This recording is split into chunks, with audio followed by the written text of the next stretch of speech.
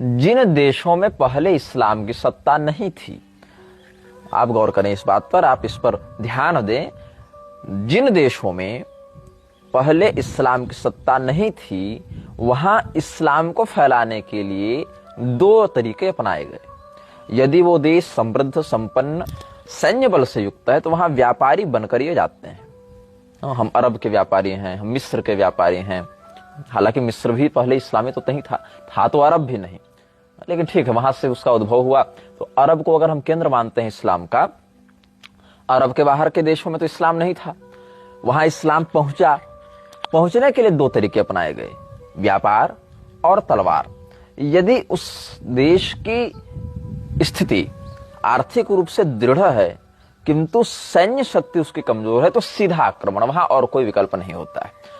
आक्रमण किया गया और कुरान में बताए गए नृशंसतम तरीकों का प्रयोग करके हत्या, बलात्कार, तस्करी को अंजाम देकर उसको लागू करके वहां की सत्ता को अपने हाथ में लेकर वहां के लोगों को दो विकल्प दिए गए, तीन विकल्प दिए गए। पहला विकल्प जो अपेक्षाकृत अधिक सरल लग सकता है लोगों को कि तुम इस्लाम अपना लो।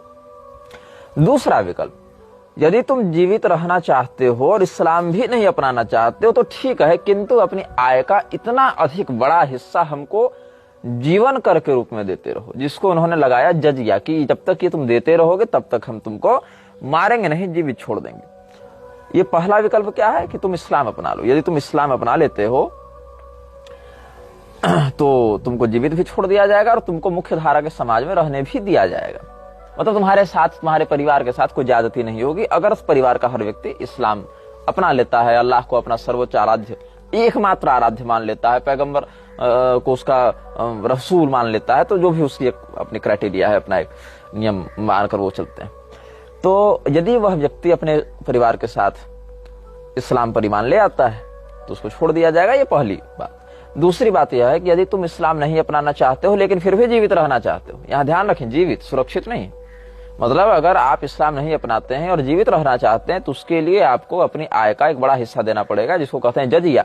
और जजिया देने के बाद भी आप मुख्य धारा के समाज में नहीं रह सकते, आपको द्वितीय स्तर का या और भी नीचे गुलाम के ही समान एक नागरिक माना जाएगा, जिसमें आप जीवित तो रहेंगे लेकिन आपके अंदर किसी प्रकार का स्वाभिमान नहीं रहने दिया जाएगा। आपकी बहू, बेटी, बहन की इज्जत की कोई, उनके सम्मान की कोई गारंटी नहीं होगी। वो मतलब आप उसकी दया पर हैं, जिस दिन उसको लगेगा तो उस दिन मार भी देगा। मतलब ये केवल कुछ दिन अपनी मृत्यु को टालने का एक बहाना है। और तीसरा विकल्प यह है कि आप मार दिए जाएं या पलायन कर जाएं, और पलायन अगर कर रहे हैं तो अपने घर की स्त्रियों को छोड़ जाएं इनके बलात्कार उपभोग के लिए, क्योंकि इस्लाम के पास अपना कोई ठोस इकोनॉमिक मॉडल नहीं है। आप कहेंगे इकोनॉमिक मॉडल नहीं है तो दुबई और यूएई या कतर, ये सब देश इतने समृद्ध क्यों हैं? देखो, बात है कि तेल बेचकर आप जो समृद्ध हो रहे हैं उसमें आपकी लागत बहुत कम है, आर्थिक लाभ बहुत अधिक है, और उसमें भी एक बहुत बड़ा हिस्सा अमेरिकन और जूइश इन्वेस्टर्स का है। और वो अमेरिकन जूइश इन्वेस्टर्स आपको एक मार्केट प्रदान करते हैं उस तेल को निकालकर बेचने के लिए, और ये तभी तक चलेगा जब तक आपके पास तेल है। तेल समाप्त होने के बाद आप क्या करेंगे? इसकी समस्या को सुलझाने के लिए अब रियल एस्टेट में वो निवेश कर रहे हैं। अरब देश, खाड़ी देश निवेश कर रहे हैं। लेकिन ये कब प्रारंभ हुआ? इसको प्रारंभ हुए 100 साल भी ठीक से नहीं हुए हैं। उससे पहले इस्लाम के पास कहीं कहीं सूखे मेवों की खेती और चमड़े के, ऊंट के चमड़े इत्यादि के, गधों के चमड़े इत्यादि के व्यापार के अलावा कोई ठोस इकोनॉमिक मॉडल नहीं था अपने निर्यात के माध्यम से। हाँ, वो ये अवश्य करते थे, बाहर से आयात करके कुछ उसमें कस्टम ड्यूटी जोड़कर, कुछ प्रॉफिट मार्जिन जोड़कर फिर बाहर बेचते थे, ये हो सकता है।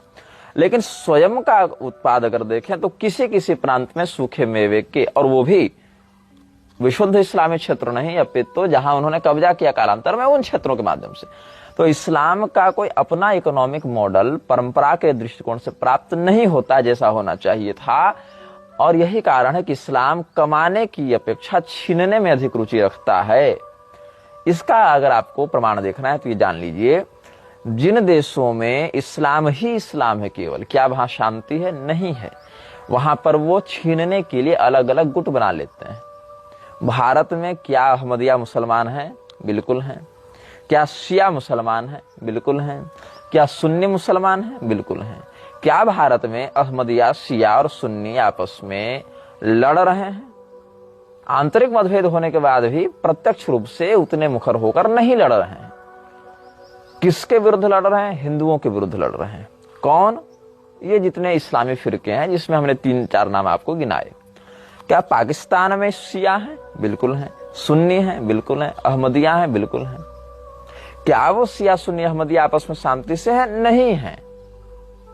वहां हिंदुओं के ऊपर अत्याचार हो रहे हैं और हिंदुओं की संख्या बहुत कम हो चुकी है, ये बात सत्य है। किंतु हिंदुओं की स्थिति अब ऐसी आ चुकी है कि उनसे लड़ने में ज्यादा रुचि नहीं बची इस्लामियों की, चूंकि अब उनकी संख्या अधिक नहीं बची और उनको कभी भी किसी भी रूप में समाप्त किया जा सकता है, तो वो उनको लड़ने के लिए एक दूसरा विपक्षी चाहिए।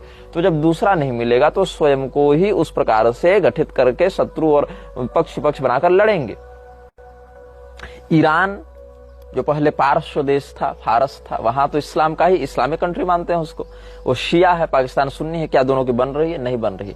अब सुन्नी की बात ले लो, अफगानिस्तान भी सुन्नी है। ISIS जो सीरिया वाला है वो भी सुन्नी है, पाकिस्तान भी सुन्नी है। लेकिन ISIS का अफगानिस्तान से नहीं बनता, अफगानिस्तान का पाकिस्तान से नहीं बनता। तो यदि हिंदू बना मुसलमान हो तो भी संघर्ष होगा, क्योंकि एक पक्ष इस्लाम है। यदि इस्लाम ही बचे तो इस शिया, सुन्नी, अहमदिया बोलकर, अहमदियाओं पर भी लगभग वैसा ही अत्याचार होने लगा है जैसा हिंदुओं पर होता रहा है पाकिस्तान में। तो इस्लाम भी अगर बचे तो शिया, सुन्नी, अहमदिया बोलकर भी युद्ध होगा, क्योंकि एक पक्ष इस्लाम है। और अगर कहें केवल सुन्नी ही बचे तब भी युद्ध ही होगा, वहां पर भी शांति नहीं हो सकती है। क्यों? क्योंकि इसकी जो मूल अवधारणा है, इसका जो प्रादुर्भाव है, इसका जो विस्तार है, उसमें तलवार ही प्रधान है, न कि अर्थ प्रधान है। शस्त्र की प्रधानता होने से हिंसक प्रवृत्ति के माध्यम से अपने विस्तार, आप देख रहे हैं कि आपने 1 करोड़ लगाकर एक घर बनाया। उस घर को बनाने के लिए सामने वाले को कमाना पड़ेगा, 1 करोड़ लगाना पड़ेगा। 1 करोड़ कमाने तक वो सक्षम रहा नहीं, जीवित रहा नहीं, तो उपभोग नहीं कर पाएगा। बहुत कुछ बातें हैं।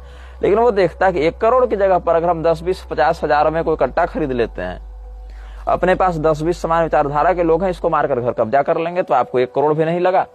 कम से कम निवेश में अधिक से अधिक मुनाफा, और गारंटी इस बात की काफिर मारने से जन्नत मिलेगा, ये भी आप विश्वास लेकर चल रहे हैं। तो इससे क्या होगा कि आप कभी कमाने पर ध्यान नहीं देंगे। हाँ, जकात की बात आती है, दान जिसको आप समझ सकते हैं सरल भाषा में, जकात की बात आती है।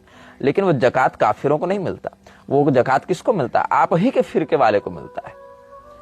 आप ही के फिरके वाले को मिलता है। और बहुत बड़ा हिस्सा किसमें लगाया जाता है? मस्जिदों के निर्माण में, हथियारों के खरीद में, नेटवर्क मजबूत